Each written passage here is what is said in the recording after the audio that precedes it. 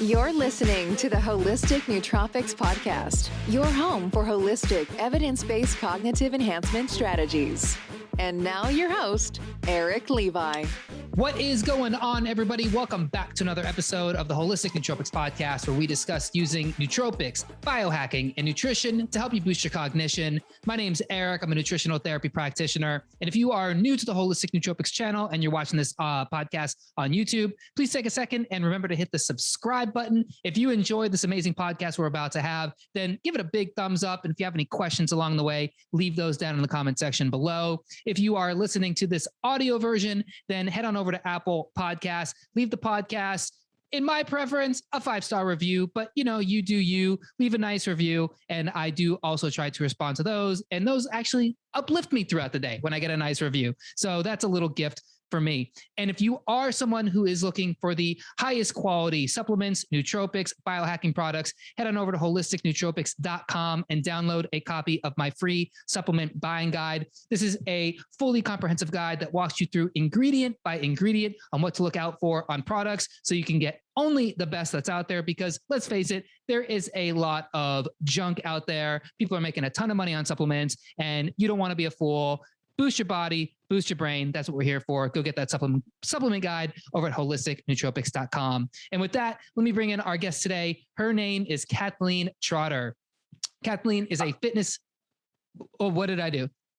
Did I miss something? No, you didn't do anything. Oh. No, I was getting excited when you said get to bring in our guest, Kathleen Trotter. I was just going to say, I'm so excited to be here because your energy is just so infectious. Do people tell you that all the time? They do. We were in line, like what was 5-10 minutes we were chatting before we started hitting record. And I already feel like I'm 25% more energized. So can we just become friends and talk all the time? Because then I'll feel so much better. Your listeners are really lucky to have you. They are so lucky. They don't even realize it. You guys are so lucky. You heard it from Kathleen first. I barely even got through her name and she just jumped out of her seat and was ready to roll. That's how awesome this podcast is going to be. By the way, it's going to be great. Nick, don't cut this out. We're leaving this in. We got to let the viewers know what we got going here. This is the real deal. Okay. So Kathleen is a fitness expert, media personality, personal trainer, writer, and author of 2 books, Finding Your Fit, a compassionate trainer's guide to making fitness a lifelong habit, and Your Fittest Future Self, making choices today for a happier, healthier, fitter future you, along with having written many articles in a number of popular publications. Kathleen, welcome to the Holistic Nootropics Podcast. Well, I'm truly, truly happy to be here and I love your energy. And I think as the listeners can tell, I'm very passionate about life and health and wellness. It really, really changed my life. And so I'm always so excited to just chat with somebody else who seems also enthusiastic.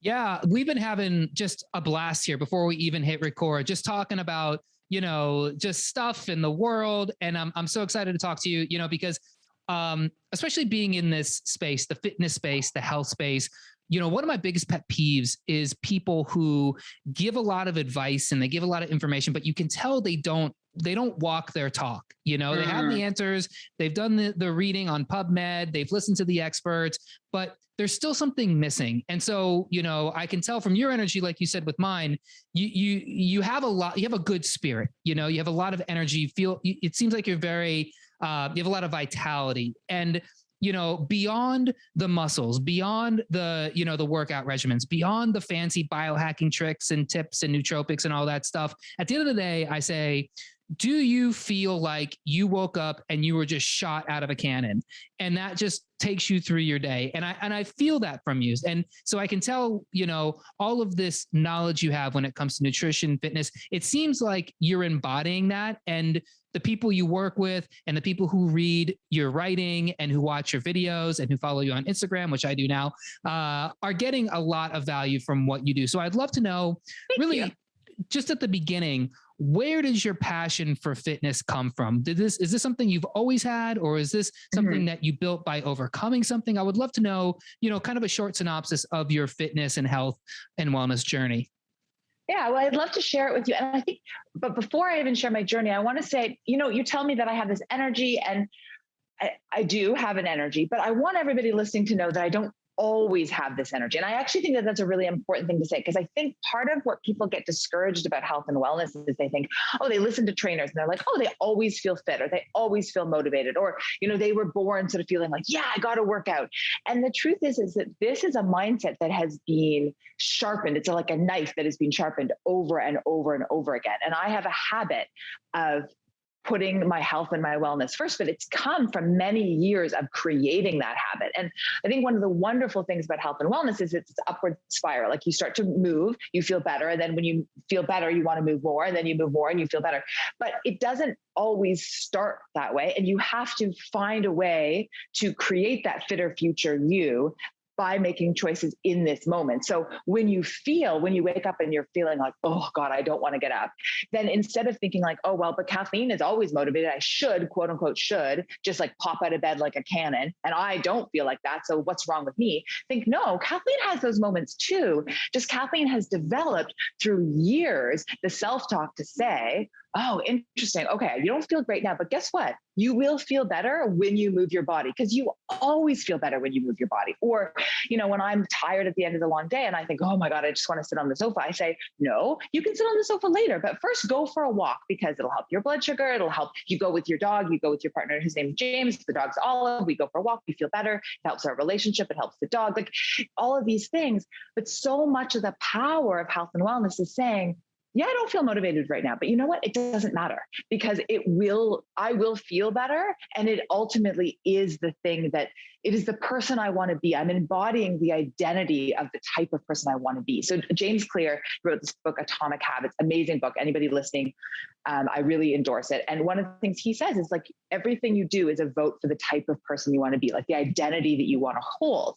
And so when you're in the moment where, like they're like, oh, I don't want to, you're like, okay, no, I might not want to now, but I will feel better if I do this. And more importantly, the more I move, the easier it will be, because I have the data that says like, I actually will feel better if I move. And my fitter future self is my future self is always happier and fitter when I've done something. So I think that's a really important thing. Like, yes, I have energy, but I don't always have energy. I really, really, really don't. And sometimes it's extremely hard to make myself move.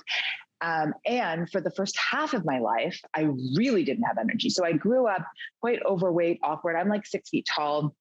I was taller than all the boys. And part of why I know this about myself, that I feel better when I move, is I've been in like 20 years of therapy. And one of the things that my therapist did that was amazing at the beginning of our relationship was she said, for 2 weeks, you're going to keep a journal. You're going to put your energy, your mood on a scale of 1 to 10 before you work out and before you go to work. And then after you go to work and after you work out, you're going to put your energy. And I always felt better after both. And I have that data. And because I had years of my life where it was hard for me to get to work. It was hard for me to work out. It's hard for me to do anything. Like I just didn't want to get out of bed. And now when I have moments like that, because I still do, I really, really still do. I actually have this journal I can look at and I'm like, wow, there's concrete data that if I go work, like I love my job, but I don't always remember I love my job when I wake up at 5 a.m, right? I don't always remember that I love exercise, but I can pretty quickly remember because I can look at this journal, or I can just say to yourself, Kathleen, when in your life have you been upset by working out? Oh, right. Never. Like the only workout you ever regret is the workout you don't do. So, sometimes I snooze the alarm a couple of times. I get up, I don't do as long of a workout, but I always do it. And then I always feel better. So I think that that's key, but it's a lifetime of learning that I feel better when I move, right? And it's a lifetime of creating new habits, of creating votes for my future self that I want to be, and creating this identity of somebody that is the person who moves versus is the person who feels unbelievably awkward. And, like when I was the first, I call it sort of like old Kathleen and the new Kathleen, although my therapist hates when I do that, because she's like, they're all Kathleen and it's just been this evolution. But anyway, I do it. And the first half of my life, the old Kathleen, like I snuck food. I would lie to get out of gym class. I hated my body. Like, honestly, like my mom really tried. She got me to try ballet. I hated that. She tried hockey. I hated that. Baseball. I hated that. Gym class. I hated that. Like I hated everything. And I don't know, I was maybe 16 and finally she just said, Kathleen, we have to find a way for you to move. And she's like, it has to be a way that works for you. So if you don't like your peers, if that makes you feel uncomfortable, how can we do it? because it's a non-negotiable that you move your body, but it has to be something that works for you. So she got me a membership to the YMCA. We lived in a really small town, and the demographic at the Y was sort of over 40 and under 5. And so I just felt comfortable going because it wasn't people my own age. And I started walking on the treadmill for 5 or 10 minutes. And then I did some weight training. And then I started taking aerobics classes. And then I liked them so much, they asked me to teach aerobics classes. And it just sort of like spiraled from there. And the lesson from that journey is actually my first book, Finding Your Fit, because I had to find my fit. And I think that that's where we get in a really big trouble in the fitness industry. It's like, oh, that celebrity does that, or Kathleen does that, or Eric does that. I should do that. It's like, no, you have to find, yes, fitness is a non-negotiable, but you have to find what works for you. That might be dancing around your living room. That might be playing a sport. That might be weight training, right? That might be Zumba classes. Like, I don't know. And honestly, I don't even really care. As long as it works for you, it's sustainable, it's realistic, it doesn't cause injuries, right? It works with you, your schedule and your life realities and your financial realities. So yeah, I don't know. That's a really long story, but the net of it is just you make the price of admission extremely small, right? Like going to the Y, I went for 10 minutes and walked on the treadmill, right? So you make that bar at the beginning really small, and you slowly build and you spiral, and you go once and you feel good, which makes it easier to go a second time. And you find what works for you, and you forget about your favorite celebrity or your mother or your dad or your sister, and you do you, and you say to yourself, this is a non-negotiable in some way every day. And how am I going to make that happen? And so much of the how is it going to happen is just letting go of the shoulds and the shame and being like, okay, this is me, this is my body, and my body's different than 20 years ago. It's different than 10 years ago, and it'll be different in 20 years. So along the life spectrum, what you do is going to change as long as you keep moving. So that's my story. Does that help? No, that's actually, I mean, very relatable for so many people. And I'm so glad that you kind of caught me there, where it was, I do have a thing where I say, you should feel like you want to wake up and like you got shot out of a kid. Like, to me, that's my, throughout the day, like I do a lot and I go to the gym, and that's pretty effortless for me. And, I'm fortunate. Great. Congratulations that it's effortless. For most people, it is not. Yeah. And the thing is that problem is that people then feel shame. It's like, oh, but it should be effortless. It's like, well, maybe. And some days it is, right? Like some days I'm sort of pulled towards being active, and some days I'm not. And it doesn't matter. Both days I'm active. I'm very like you, where for me it took a long time. I didn't just like, I don't have like these amazing athletic genetics and they're like, oh dude, you're going to go work out and you're going to be this. No, like I'm working against a lot of nature, Yeah. And it took a while. I don't know. I've just always been into like sports and working out and kind of being a meathead and all these things. But I just love going to the gym, and it's like I love that feeling. And for me though, it's translated into, I know today's gonna be a good day because I wake up in the morning and it's not even like physically I can just get out of bed and I'm ready to attack. It's like there's a motivation, there's like a passion, there's a purpose in my head, and fitness 100% plays into that because I do prioritize movement. Even when I don't want to, it's like several times a day, and it's almost automatic now. And if I don't do it, it's like, what's going on? I almost feel depressed because I didn't move. Yeah, so totally, it's like, absolutely. So to me, the gateway drug was walking. It was just like, it just started this habit years ago where it was like, if I eat, I'm going to go walk. Right after I eat, I go walk. Just get such a good thing to do for your blood sugar control. Like a light walk after you eat, so important. Yeah. Like it's good for everything. It's good for your mind. It's good, but it's a great way. And it's easy, right?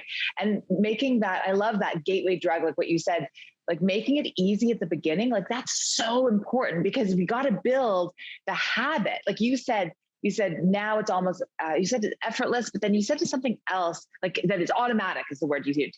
And what I love is so much of the process of health and wellness is initially being unbelievably conscious and effortful so that eventually it becomes unconscious and effortless. Yeah. Like right? On a continuum. It's never zero effort, but the more things you can automate, because we all only have a certain amount of cognitive and emotional like energy, right? Like we can't think about everything in the world all at once. We can't think about everything about our body.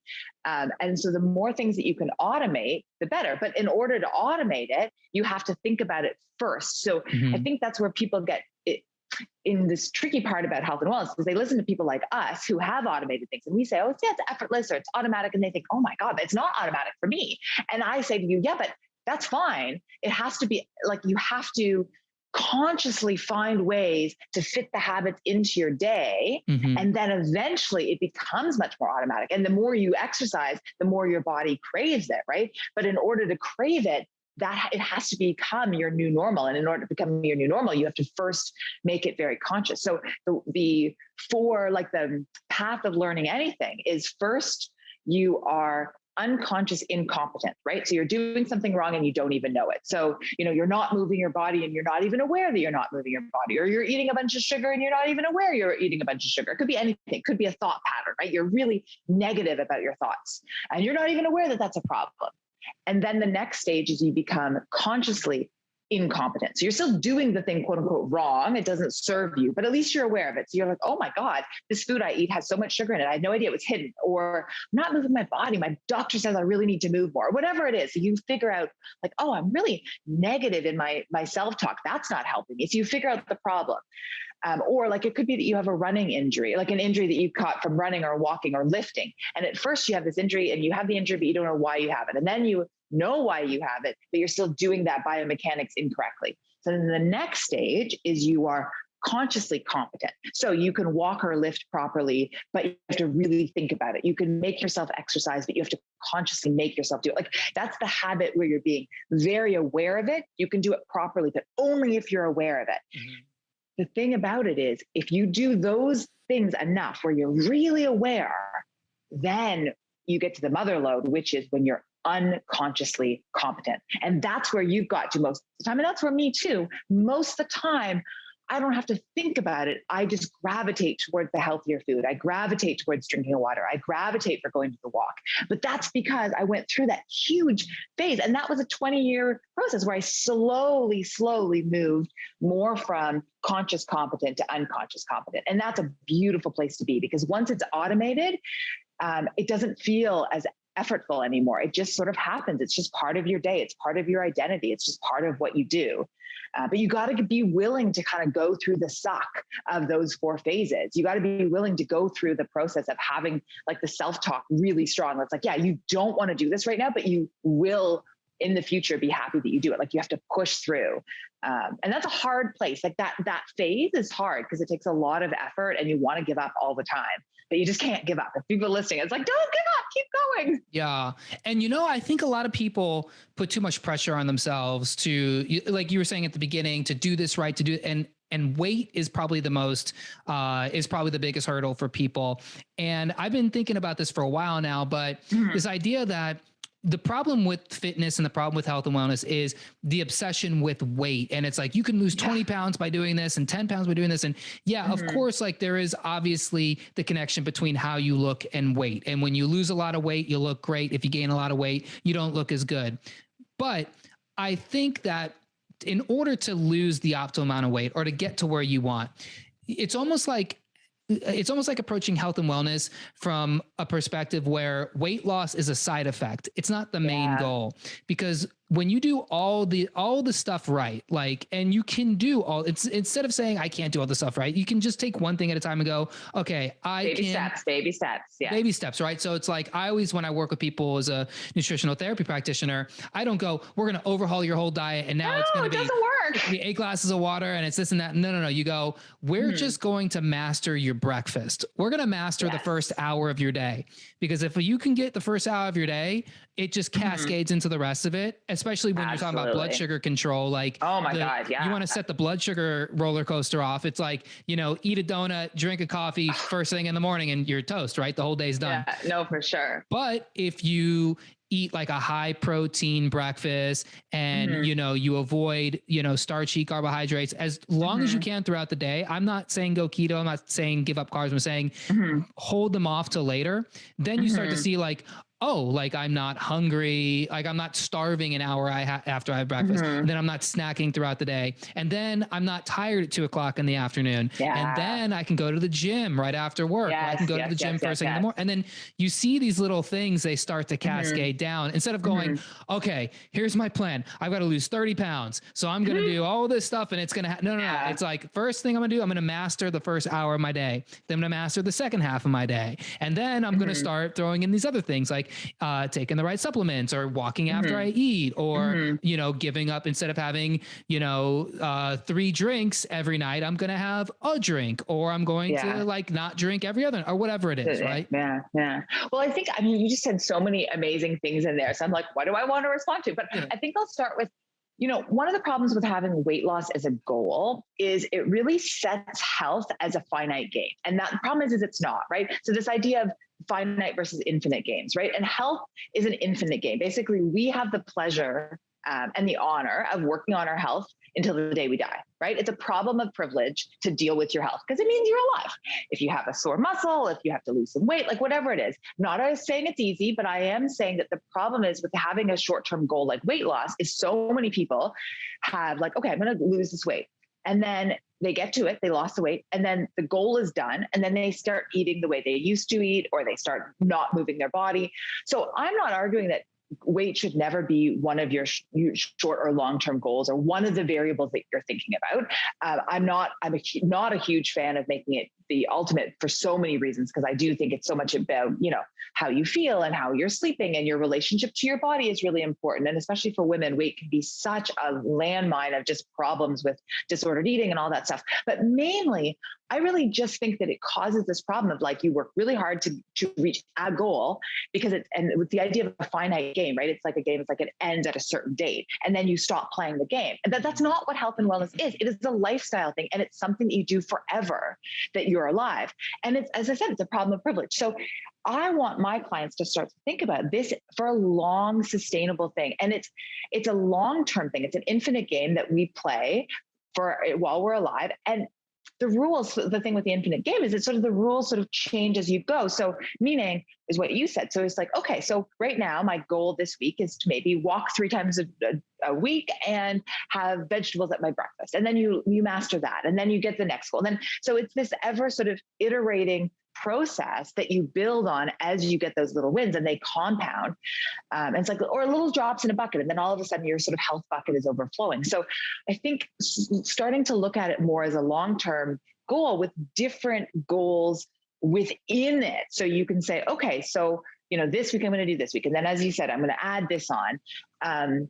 And as an identity shift too, like, that's why I really like the idea of the James Carr, like a vote for the future person you are. Sorry, James Carr is the finite and infinite games. James Clear is the voting for who you want to be. And it's very connected to my idea of the second book, which is your fittest future self, right? So if you want to be in 20 years, the type of person who's getting off and down with your kids or your grandkids and still playing sports at 40, 50, 60, 70, and, you know, feels strong, like, and be able to can drive and turn their head and like not hurt themselves lifting up groceries. So if that's the person you want to be going forward, then now is the moment you have control over, right? And so if you can create these little wins, and then the little wins help keep you motivated to keep going, right? So I think a lot of people, when they hear things like what you said, like, oh, well, just, you're going to master this, and then you're going to, these little wins, they think, oh, that's sort of not lazy, but they sort of dismiss it as it's not hard enough.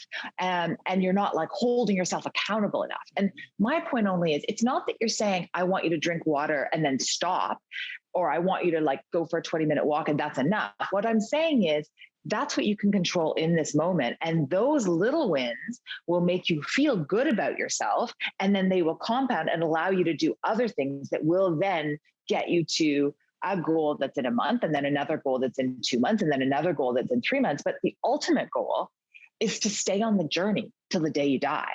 And that's the biggest problem with, you know, as a weight loss as a goal. It's like you boom and bust. You're like, okay, I'm going to lose 20 pounds. And then you're like, okay, I've done the goal. And then you fall off the wagon. And that boom and bust cycle, like, that's the biggest thing. And so many people fall into it. And then it just creates a crazy shame spiral. And I don't know. It's so, yeah, I'm for you. I think small changes, and I think gradual progression, and I think sort of meeting yourself where you are.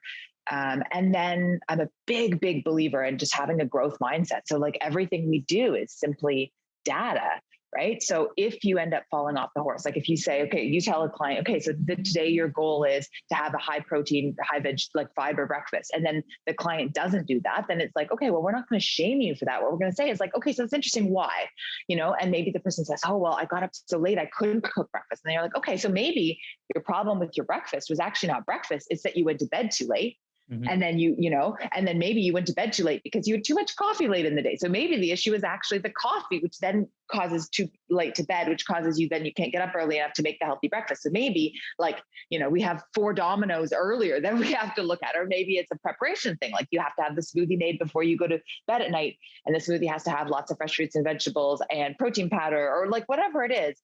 But it's not a thing to shame about. It's just a way to learn. I don't know. Does that land? Any of that land? With Absolutely. You? No, I think you nailed. I think you nailed it on the head, because people really have a hard time with discipline, with consistency, mm-hmm. and it's not like, obviously, I don't know what it is about us, but we have this thing where it's like the second we do something wrong, it's like we just dive into that shame spiral, and we're like, oh, so dangerous. So it's like I might as well just have this whole box of donuts. Like I know, I might as well. Yeah.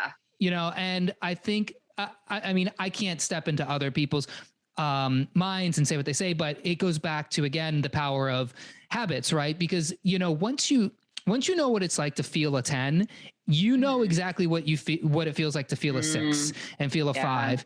And there's so many people, I'd say most people are probably living at a 3 or a 2 or a 4. And that's just how they go about the day. And that's why they love the stimulants or the external substances, because they take you out of that feeling like a 3 or 4, and they artificially crank you up to like a 9 or 10, but then they bring you back down. Which is like, so this is why I especially love things like, supplements and nootropics, because, and not like saying like you have to live off these things and they're necessary to survive, but they complement those feelings of like for instance, helping you feel joy when it may feel hard to feel joy, like a good adaptogen, or something, or even just like having the right diet with the right timing of foods, the right sleep, which actually brings me to the next question I want to ask you, which is, where do you think circadian rhythm fits into like how successful somebody can be on a fitness regimen? Because you were talking about, well, why did you have 3 coffees? Oh, because I didn't sleep well last night. And this is like such a problem for so many people. And nothing has brought this more to my attention than wearing the Oura Ring. And I mentioned this in so many podcasts, that the Oura Ring literally changed my life, because I saw what happens to my heart rate and my heart rate variability and my deep sleep when I have a drink before I go to bed, or if I eat too late. And the second I started making, just like, we're talking about tangible, actual data that you can like move around and actually biohack, like nothing has been more powerful for me than being like, here's the time that I should eat, right? And then if I don't eat, no pressure, but I know that the next day I'm going to be a little brain foggy. I'm going to be a little off. So I would love to know like how you view something like circadian rhythm and where it plays into your whole kind of regimen. Okay. So 2 things. First of all, I'm smiling because and listeners don't know this, but before we started talking on the podcast, I was saying that I felt like we were meant to talk because one of your other podcasts was talking about like women's health, and I was reading a book about that. And then what's hilarious is you asked me about the circadian rhythm, and the other book I'm currently reading is called The Circadian Code. So if anybody finds what we're going to talk about next interesting, I really highly suggest that book. But I'm smiling because I really think that we were meant to have this interview, because that's awesome that you're on that. So I'm going to answer this question, but I do also want to say, you said something about discipline about 7 minutes ago. And once we're done this question, I'd love to go back, and because I do have a thing about discipline I'd like to say that I think is connected to what you were saying.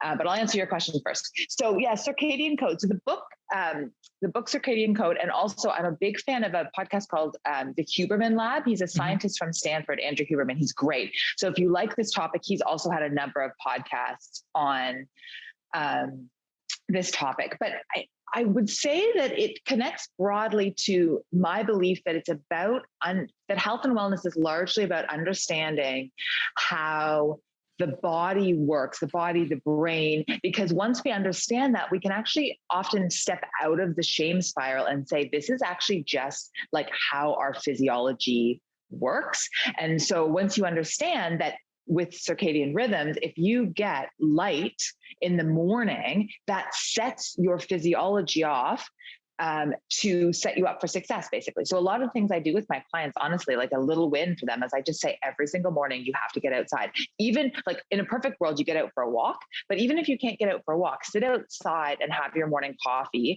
or your morning athletic greens or your morning smoothie or whatever on your back porch or on your front porch or on a balcony, because real light has a huge impact on your biology. And then when you have the real light, it sets out your hormone cascade. So then you're actually tired to go to bed at the end of the day. Mm-hmm. And I think that this is the more you can understand your body, because it's so like people will come to me and be like, oh my God, Kathleen, they have shame around I can't sleep or I don't have energy or this and that. And I'm like, okay, but so step away from the shame. Let's just analyze this. And how can we understand, if we understand how your brain and your body and your neurotransmitters and your, all of this works, then we can set you up for success without this blame game.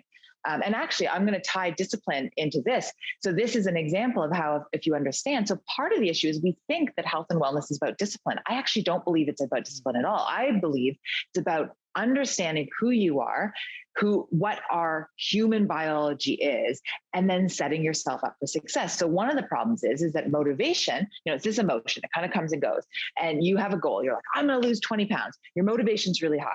You think that you're always going to be motivated because you feel motivated in that moment. Here's the thing. Once you understand how the science of the brain works, you understand that that is what's called present bias. So our brain values how we feel in any given moment more than how we think we might feel in the future. So you wake up in the morning and you're tired, and your brain totally unconsciously, this is not like a conscious thing, thinks, oh my God, well, if I feel tired now, I'm always going to feel tired. So what's the point of getting up? I'm a tired person. You then have to use your mind, your strobe light of attention, and say, brain, your physiology might make you feel this way, but that's not true. If you work out, you will feel more energized. So once you understand that present bias is a thing that all of us humans have, this is not a problem with you. This is not your lack of motivation. This is not your lack of discipline. This is not you being a failure. This is literally just human biology. Then you can say, like, when I feel tired, I don't say, okay, Kathleen, oh my God, you're a failure. You feel tired. I say, okay, Kathleen, you feel tired now, but you know that your brain is tricking you and you cannot believe everything that you think. You have to get yourself and you go for a walk and you'll feel better, after the walk is done. So it's all about stepping back and kind of witnessing the situation and then saying, okay, this is my emotion in the moment, but every emotion it's valid, but not necessarily true. Right. And this is how you feel in this moment, but this about the brain. And it's not about shaming yourself. It's about having that growth mindset of what can I learn from this situation and what can science teach me? And how can I evolve into the person who, who makes the choices that serve me versus the choices that don't serve me. Now, what do you think about all that? No, I think it's the present bias thing is interesting. And actually, when you said that, I immediately thought of the importance of tracking.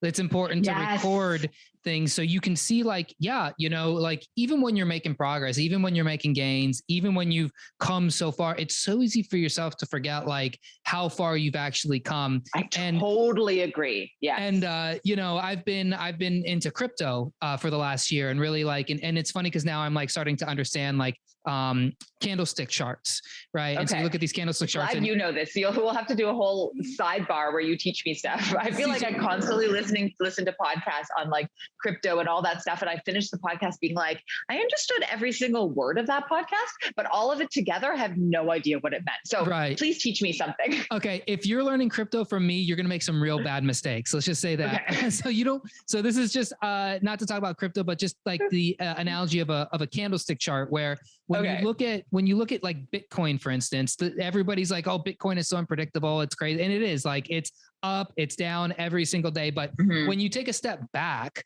and then you go, how's it done for the year? It's done phenomenal for the year. Right. Like okay, it's done, I understand what you're saying. The general trend. Right. It's like, yes. If you're in it day to day, you will lose your mind. Like it takes a certain kind of person to be like a day trader and to be like, I'm going to buy when it's down. I'm going to sell when it's, you have to be, it will drive you crazy. Right. Because, but when you take a step back and you go, well, what's this thing done for the last 18 months? It's gone up like 3 times, 4 times. Like if you invested in Bitcoin in March 2020, you're up 20 times right now. Yes. But if you invested a week ago, you're down 10%. Yeah. So the point is that training and self-development is very much the same. Not self-development, but health and wellness. It's very much the same thing where it's like, yeah, dude, I say I want to wake up every day and feel like I'm shot out of a cannon. Do I feel like that every day? Hell no. Like there are plenty of days, and I would say many days where it's like I wake up, oh, man, I just sit in bed for like 10 minutes. I'm like twiddling my thumbs and I'm like, totally. And I'm like, just kind of like moving my legs around. And then I'm like, okay, I'll get up now. You know? But you want the general trend. I think you're brilliant. And it's like you want that paradigm shift. So it's like we all have bad and worse days, but you want your good days to be more frequent and sort of better, and your bad days to be softer and less frequent. And you want to course correct faster, right? Like this is what I say to all my clients. Like you don't have to be perfect. Nobody's perfect. I'm not perfect, but the faster you can course correct, then the less. So as you said before, people shame spiral. So often what happens is somebody has a bad day. They have a cookie and they didn't mean to. And then the one cookie turns into 5 cookies, which turns into pizza, which turns into alcohol, which turns into like a month of being sort of off their horse. And the healthier you are, or like they miss one workout and then that turns into missing 5 workouts or 10 workouts. And the healthier you are, the better you can course correct and sort of say like, I missed a workout, but that's okay. Why don't I go for a walk? Or, and then the next day you get right back on the horse. Or they say, oh, I had an Oreo. Okay, well, that's not great. I didn't love that. It's processed food. It's crap. I probably could have made a better choice, with my treat, but I did it. So fine. And now I'm going to go have a salad, or I'm going to drink some water, so it's the course correcting, but it's what's exactly what you just said. Like, where's the trend, and as long as you're upward in the trend and you're having more of those good days, more of the aware days, when I first started, a good day literally was walking on the treadmill for 20 minutes, and a bad day was sitting and eating like a pound of chocolate almonds, right? And now if I had a couple chocolate almonds, I have, 2 to 10. I don't have a whole pound of them. Right. And my good day is like, running, I've done Ironmans, I've done marathons. So like my good days are much, much better than a 20-minute walk, but you got to start at the 20-minute walk. And then you sort of like toggle, up the paradigm. Yeah. Absolutely. And that's, man, it's like when you just like, I love like the idea of like fractals and the thing that everything is like relative. And it's like this kind of pattern, this up and down pattern. It's like a heartbeat. That's a heart rate variability. It's like who we are at the essence of us, where you're going to have up, you're going to have down. Yeah. But it's like when you know what it's like to be a 10, you know exactly what it feels like to be a 5. I was saying it before. I think I got sidetracked, but I think my point I probably interrupted. No. I'm so interested in all this. I love it. We're having a blast. But my point is that when you know what it's like to feel a 10, or if you're coming from a 4 and then you just start peaking, right? You you finally break through and you're like, oh man, I feel like an 8 today. I can't remember the last time I felt like an 8. I feel amazing. I'm getting out of bed. I'm like, I just have energy. I don't need to drink 3 coffees. I'm just killing it. Everything is like flowing. I'm in flow. I'm getting work done. And then you fall off the wagon and you have a bag of Oreos, or you go out and you have a long night of drinking, or it's somebody's birthday, whatever, or it's Christmas, Thanksgiving, it is now. And you're just going crazy. Though, you're like, I want to get back. I want to get back to that 8. I want to get back to that 9. And now I know, because I lived my whole life at a 4, and every day I'd wake up with brain fog, and I was just like, oh, that's just what it is. And I'd have a little inflammation in my elbow, my knee, my ankles would hurt. I know what that's like. Oh, I know what it's like to be moody. I know what it's like to be tired at 2 o'clock. And then all of a sudden you don't feel like that anymore.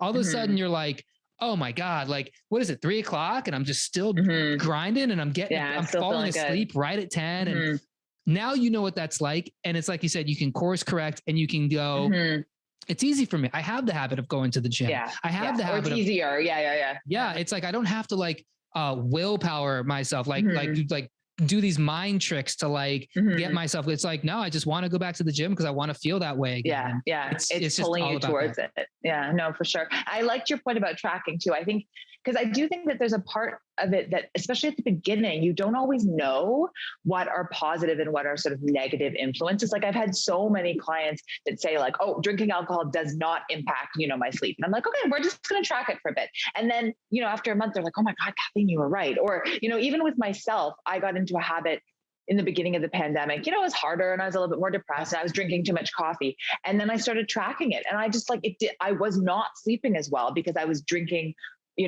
more coffee and later on in the day. And so it's just, I think tracking is hugely important. Like I've had some clients do like continuous glucose monitoring. That's also really so interesting because what one person reacts to so strongly, another person won't, or, and then they can see how their blood glucose is after they've gone for that little walk. And because I think that's also the issue, is that we can trick ourselves because we'll say like, oh, well, what does it matter? A 15-minute walk, like that's not enough workout. Like it's not even a big deal.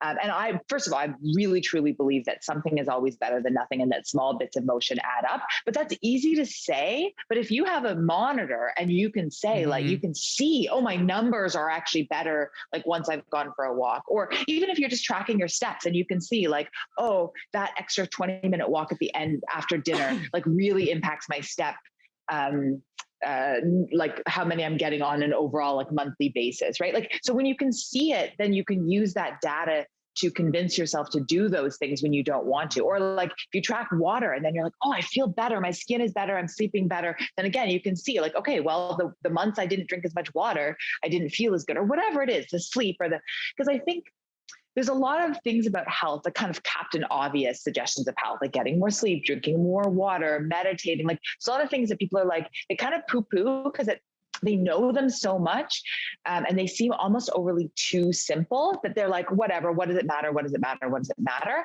And I think when you can dial those Captain Obvious things in on a consistent basis, you really do feel the difference.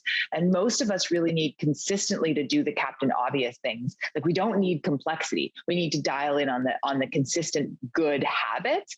Eat when you're hungry, stop when you're full, don't eat right before you go to bed, don't drink a bunch of alcohol right before you go to bed, like move every day. But they're almost so simple that when clients will bring in their like food journals or whatever, and prior to it, I will say like, are you doing all these things? And I'm like, yeah. And they say, yeah, because they know it. Like they know they should, but they're not actually doing it, or they're overestimating the amount of time they are doing those positive habits and underestimating when they're not. And then when we look at it, we're like, oh, you ate second portion. Were you actually hungry? Well, no, you didn't drink enough water here. And they're like little things, but they make a big difference. And they're quote unquote common sense, but there's that Stephen Covey quote, like common sense isn't usually common practice. And I think that's the biggest thing with health, right? Like there's so many things that we know.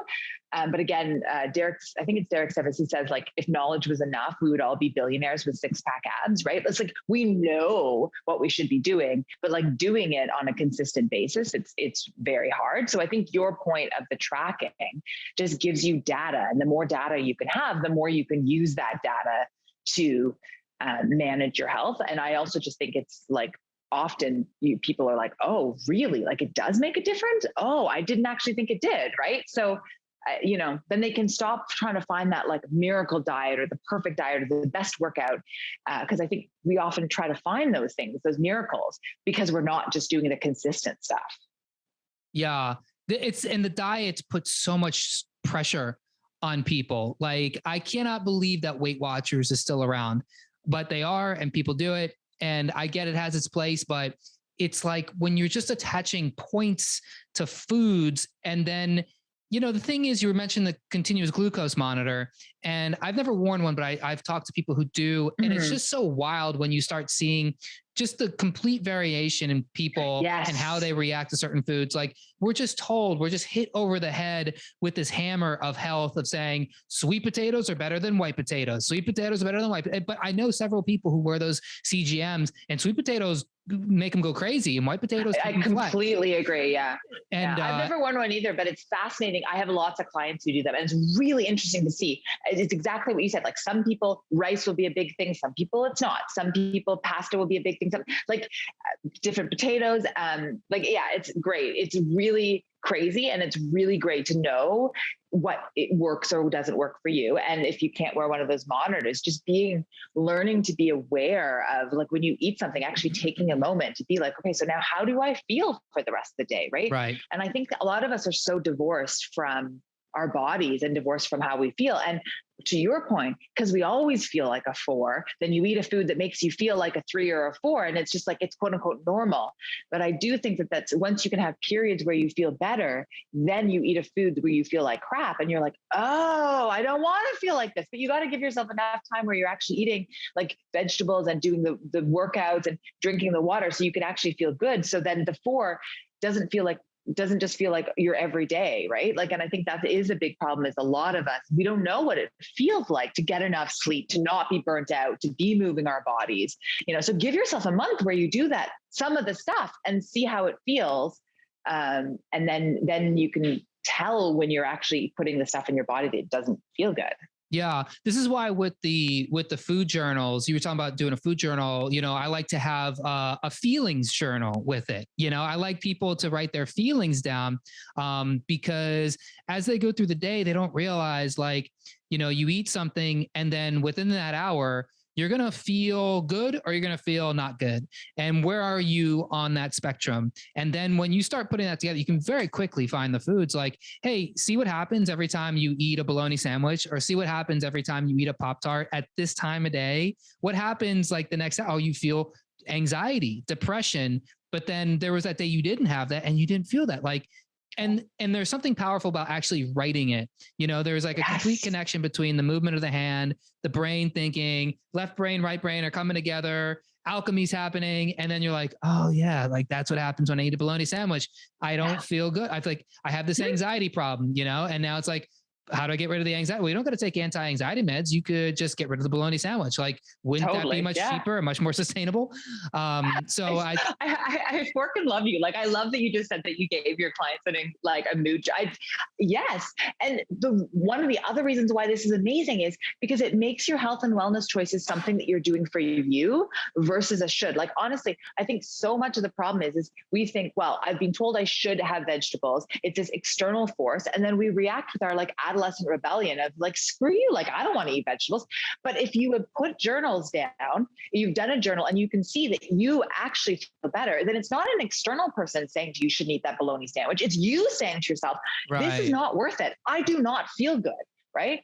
And if we can make it this intrinsic motivator where we're doing things because it is a choice that serves us, it's a choice that serves our identity, it's a choice that serves our health, then it becomes powerful. It becomes empowering versus something that's shaming, versus something that's like, don't tell me what to do, right? It's not, somebody's not saying to you, well, don't eat the bologna sandwich because you're going to get fat, right? Like, and so many people, there's such a complicated relationship to food. And maybe when we were a kid, maybe our parents said something to us like that, like, don't eat that because it's going to make you fat. And then in our adult years, when we say to ourselves, oh, well, you shouldn't eat that, then the other part of you comes up and says, don't tell me that, because we've had that experience as a child. Nobody likes to be told that by somebody that they love. And most of us had either by a parent or another child at school, like we have been shamed and bullied around food. So if we shame and bully ourselves, the reaction that comes out is like a fight, like, don't, no, stop telling me what to do. But you can tell I'm very passionate about this because I got bullied about food when I was growing up. Mm-hmm. But if it's from the inside, if you can say like, I feel better when I do X, Y, and Z, like, so my partner and I, James, we just went to Niagara Falls for a couple of days, and it was really interesting because I had this experience on Saturday night because we were out doing other stuff. So we didn't eat dinner until late, and it was unbelievably good data because I normally don't eat before 3 hours before I go to bed. And this is just like, I feel I eat my dinner sort of 5 or 6 o'clock, but sometimes even more hours before I go to bed. And I do that because it feels the best for me. I don't do it because I should. I don't do it because I'm doing like an intermittent fast. It's not because of that. It's literally because I sleep better. And we didn't get to have dinner until about 8. And, I said, maybe I should just not eat dinner because I'm not going to sleep well. And James was like, that's crazy. You got to eat dinner. So anyway, I had dinner. Fine. I slept so so badly. And it was crazy. And the next day I was so proud of myself because 10 years ago, I would have been really mad at myself. I would have shamed myself for, like eating badly and then like he's not sleeping well and all this stuff. And instead I just said to myself, Kathleen, this is data. This shows you that you feel like crap when you eat at like 9 o'clock at night. And it's not something you want to do, not because it's not the right thing to do. And not because it's not like, because another trainer would say like, criticize you. It has nothing to do with anybody else. I felt like crap and I got the worst sleep that I've had in like the last year. And great data. And it's a good example of how it's about what works for me. And I really hope that people listening can start to find the things that they feel are empowering for them, because ultimately that's what's sustainable. Like we will eventually fight things that are from the outside. Like you might do something because your doctor told you to do for a couple of weeks, but if it's purely for your doctor, eventually you won't. If it's purely for your friend or your husband or your wife, it's not sustainable. There has to be an eventual thing where you're like, I'm doing this because I'm working out because I need time for me. I'm eating well because I want to have energy for me. I'm going to not drink that next cup of coffee because I know that future me will not be able to sleep. Like whatever it is, it's because it's the creation of the person that fits your values, the person you want to be. Yeah. And to like piggyback on that, it's also kind of like setting yourself up so that work that you have to mentally do isn't so intense. Like there are people who are full on like physically addicted to coffee. And, I kind of know that feeling a little bit, and I can totally understand that. Yeah, like, of course, like what's wrong with a coffee at 2 o'clock in the afternoon? Well, that's going to wreck your sleep. But the person who lives at a 4 is like, well, it's just what I do.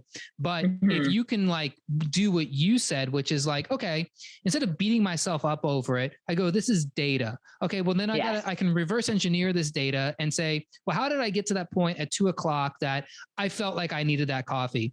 Well, there are things you can do metabolism wise that can set yourself up so that 2 o'clock comes, you're not even thinking about coffee, Yeah, have a coffee in the morning, have 2 coffees in the morning, have coffees up until the time that that you can have coffee and it's not going to disrupt your sleep.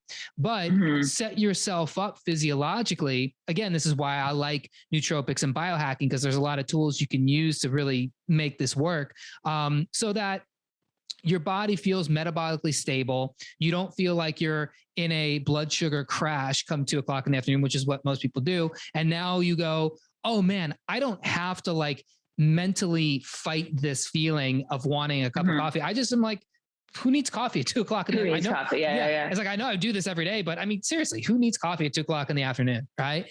Again, this is where I think like it's a holistic approach. It's like the full day gives you that 1 hour.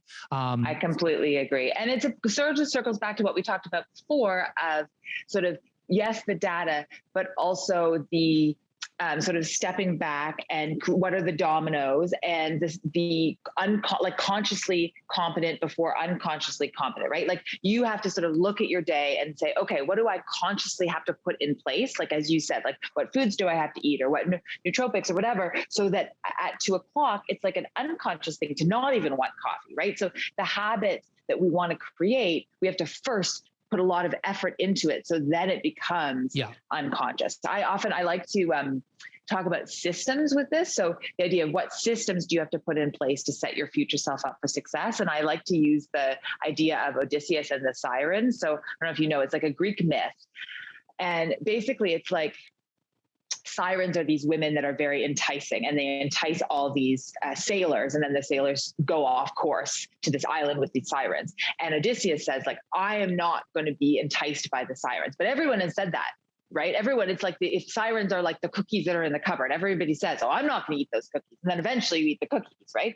So what Odysseus did, which is super smart, is he said, I'm going to want to go to the sirens. I'm going to want to, quote unquote, eat the cookies. So how do I tie myself up so that my future self is not actually able to go?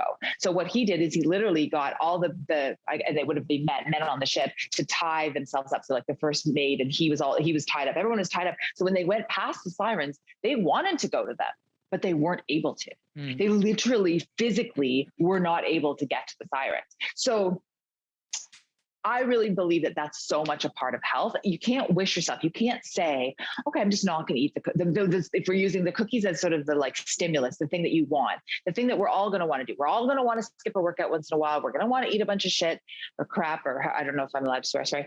And we're going to like, do things that don't serve us. We're going to want to stay up until 2 a.m. and watching TV or like whatever. And we have to know ourselves enough. And that's where the growth mindset comes in. It's a slow process of learning who you are, what are your triggers, and how do you tie yourself up in advance for those triggers? And whether that is foods that you have to either have or not have in the house, having a fitness buddy, having nootropics, having biohacks, like whatever it is, I'm very agnostic about what you use as your systems. Like, I don't care how you do it. I want you to do it in a way that is going to be sustainable. That's really what I care about. And that's the key. So know yourself and then create systems that sort of nudge you in the right direction until the habits are that unconscious competent, right? Like that's the key but it takes effort to make habits. And then once they're habits, they don't, they just sort of happen. But before that, you got to do all the stuff we've been talking about. You got to know yourself and set up systems that sort of metaphorically tie the future you up. Yeah. Wow. That's a really fun analogy. And so true in so many ways. Like if you can't physically like want to do something like it and then you just do that day in, day out consistently, whatever it is that works within your, within your lifestyle, then you're just going to forget about it one day. And then you're not going to go to that cookie. One last thing I wanted to ask you before we get out of here, because it's such like a thing I see like in the fitness and the nutrition industry. I don't really understand it myself, but like the idea of macros, like, people put so much pressure on themselves to, fit this macro, fit that macro, certain amount of carbs, certain amount of protein, certain amount of fat throughout the day. And then depending on who you talk to, like those numbers can be, more here, less there, more there, less here. So like, what is your view on this whole concept of fitting your macros and meeting your macros, just that kind of idea in nutrition? Yeah. So I feel like we almost would need like an entire podcast on this, and I'm happy to come back and talk about it. But I think in general, that would fit into the idea that most of us, for some people, they need to count their macros, right? So the amount of protein, the amount of carbs, the amount of fat, those are the three, the macros that we would count. But for most people, that is like optimizing the margins before they master the base. Like most of us don't need macro counting. Like if you're in a figure competition or if you're an athlete, like that's great, play around with those. But for the most part, most of us need to drink more water, eat more vegetables, don't eat processed crap, more fiber filled fuel, eat when you're hungry, stop when you're full. So I think I think the nutshell thing I would say is like, we could go into hours about this and people do, but I think it's really like diverting from the real issues for most people. Now, as I said, there are some people that it's like, almost think of it like this way. There's like a level 1 and a level 2 of nutrition, and you have to master the level 1 first. So if you're listening to this and you're not drinking the amount of water you need to drink, and you're not sleeping the way you need to sleep, and you are not maybe having sort of some type of time restricted eating where you're not sort of eating at 1 a.m, like maybe it's a 12 by 12. And if you are eating when you're full and eating foods that don't serve you, then get that down, and then you can start to worry about the macros, because it can be for some people, as I said, like if you are at like 18% body fat, you're a guy and you want to get down to 12% body fat, then that's maybe something that you need to look at. It's a tool, but most people don't need the fancy, like if let's use the metaphor of like, most people need to learn how to use a hammer before they go and buy the like $5,000 worth of like power tools. Right. So that's how I feel about macros is get the basics down. Yeah, absolutely. And that's like right in line with everything we've talked about, where it's like, and I think the mistake that a lot of people make and why they get so discouraged with fitness is they go, I want to master my macros. And it's like, but you don't have the food in your cabinet. Like you don't even have the palate for the food. Yeah, exactly. You don't even know how to cook an egg. Like right. No, and get your systems and I mean, honestly, I sort of don't want to open the can of worms because it can be complicated, but you also have to know, like, so are you mastering your macros because somebody told you that you should go keto? But if you're female and you're trying to eat, like maybe you actually need more carbs, and getting a macro where you're just doing, just all protein and fat, then that's maybe going to cause you to, mess up your thyroid. Maybe it's going to cause you to lose your period. Like there's a lot of stuff that you have to understand about the body and physiology and what your goals are. So again, like if your goal is a figure competition and then that's where you want to go into the macros, but you got to do it.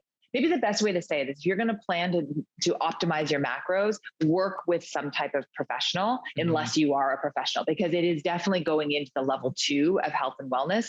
And you have to earn the right to go there. Like you have to have some skills or at least be working with somebody, because there is a lot of damage that you can do, because food, both what you eat and what you don't eat, really influences. It's not just about your weight. It influences your metabolism, your mood. Like we are what we eat. We are what we digest. We are what we absorb. So it's, work with some people, do some research, know what you're getting into. Yeah. That's such a perfect answer, because it's just so funny. Like I just went to Costco and my wife and I were joking because it's like, can you believe just how much garbage keto stuff there is out there right now? And it's such a buzz term for people like, oh, I'm going to get these keto, what was it? Tortilla chips, keto Cheetos, right?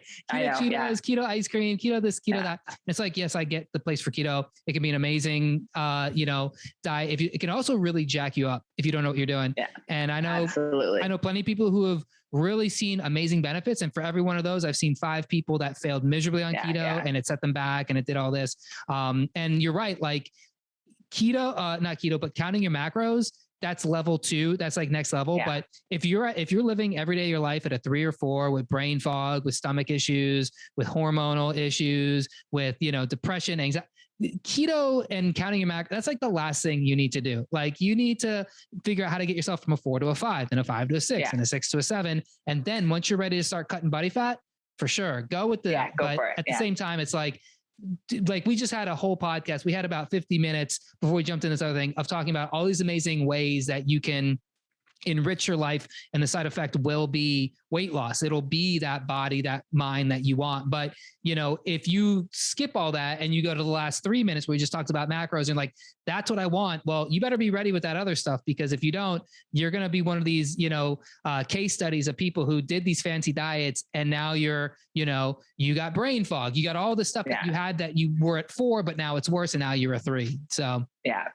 Oh, so good to talk to you. Honest to God, I feel like we're kindred spirits, as Anne Shirley would say. I don't know, that probably doesn't mean anything to you because Anne of Green Gables is a Canadian thing. But there's a book that I grew up reading called Anne of Green Gables. It's like a Canadian classic about a young orphan girl. And anyway, she has this thing about kindred spirits. So this is basically just like people that you're meant to be friends with. And I feel that you and I are kindred spirits. Look at that. I could talk for 5 hours, but I will stop talking because I need to sometimes stop talking. And I will just say thank you for being a kindred health spirit. Yeah. Well, before you stop talking, why don't you tell all the Holistic Nootropics listeners and viewers where they can find you online, if they want to work with you, your books, your Instagram handles, all that stuff. KathleenTrotter.com is my website, and I'm Fit by Kathleen T on all the socials. And my book is Finding Your Fit, and the second one is Your Fittest Future Self. And both of them can be purchased anywhere books are sold, but you can get them on my website. It's probably the easiest if you want to go check me out there. Yeah. Awesome. And then when we release this, I'll put links to all that so everyone can find you. They can contact you. They can pester you on Instagram, get up in your DMs. I know. I love being pestered. Yes. So get a hold of me if you have any questions. I love answering questions. Awesome. Well, Kathleen, this was a treat. I loved it. We'll have to have you back for a round 2, and then we can geek out on some more health and fitness stuff. Yay. It was great to chat with you. Absolutely. And listener, viewer, go on over to Kathleen's website, friend her over on Instagram. And for more from Holistic Nootropics, head on over to holisticnootropics.com or take a gander through the Holistic Nootropics library on YouTube. Until next time, peace. Thanks for listening. For more brain-boosting info, in-depth articles, and show notes, check out holisticnootropics.com.